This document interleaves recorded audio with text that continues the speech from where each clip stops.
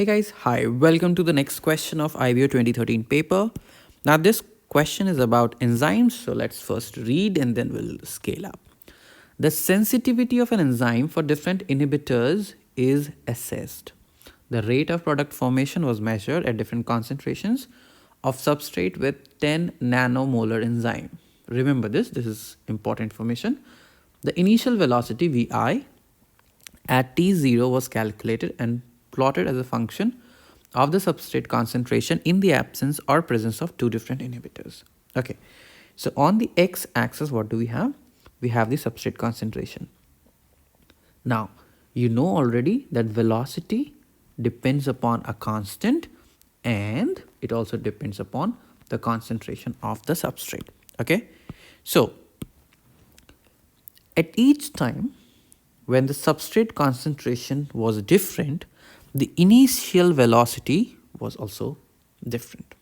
Okay, and as we increase the substrate velocity, we attain a velocity which is the maximum for any enzyme.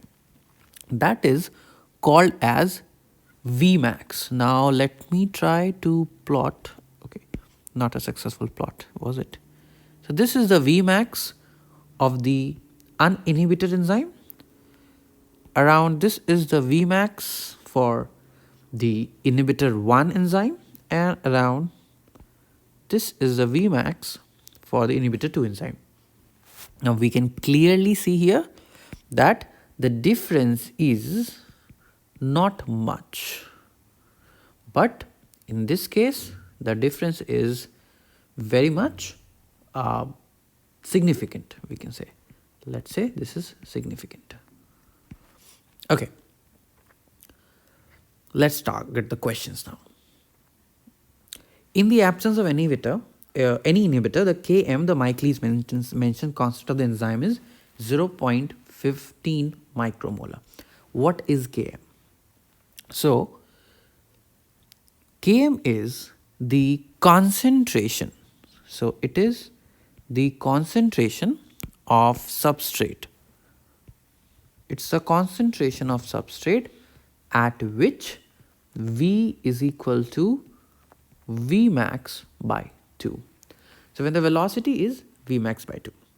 So no inhibitor, the Vmax is around, you can say 0.27, right? And when the velocity is half of that, so around, you can say this 0.14, right? So what is the concentration at 0.14 velocity? It would be somewhat around 0.5, right? It's not at all 0.15, hence wrong. This is actually the closer figure to the initial velocity. So this is a wrong question, wrong prompt. Let's go to the next one. The effect of inhibitor 1 can be partially compensated by adding more substrate, inhibitor 1. Now, we can clearly see that as the substrate concentration increase, the enzyme velocity reached very close to the Vmax. So this is not an example of non-competitive inhibition. Rather, this is an example of competitive inhibition. Now, what is competitive inhibition?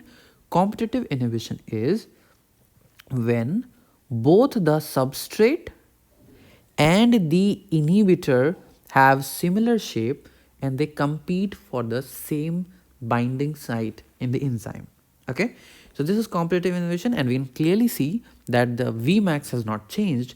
That means when we supply more and more of the substrate, it will be more likely, it's more likely to bind to the active site and inhibitor will not get a chance. Okay, so this is true.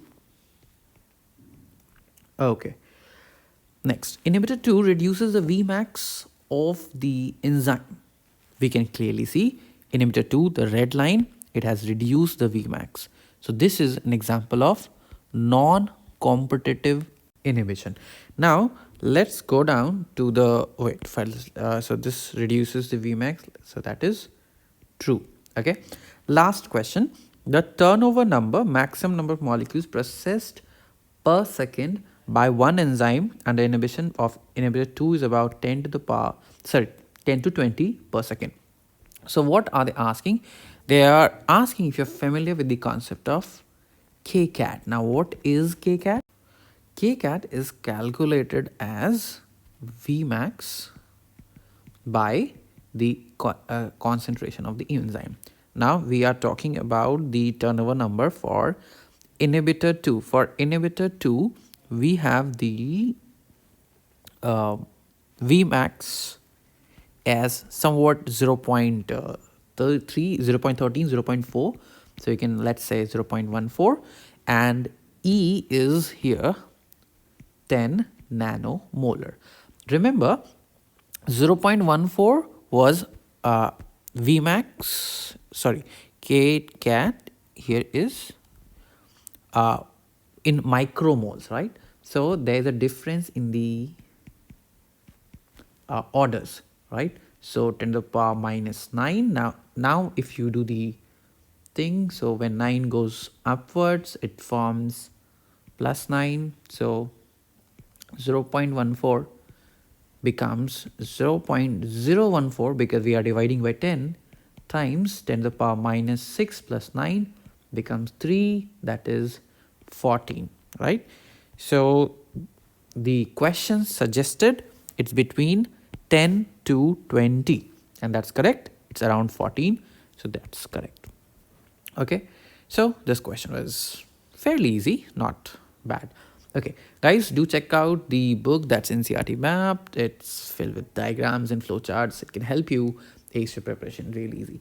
You can find the link in the description for the book and get yourself a copy. Thank you. Take care. See you in the next question.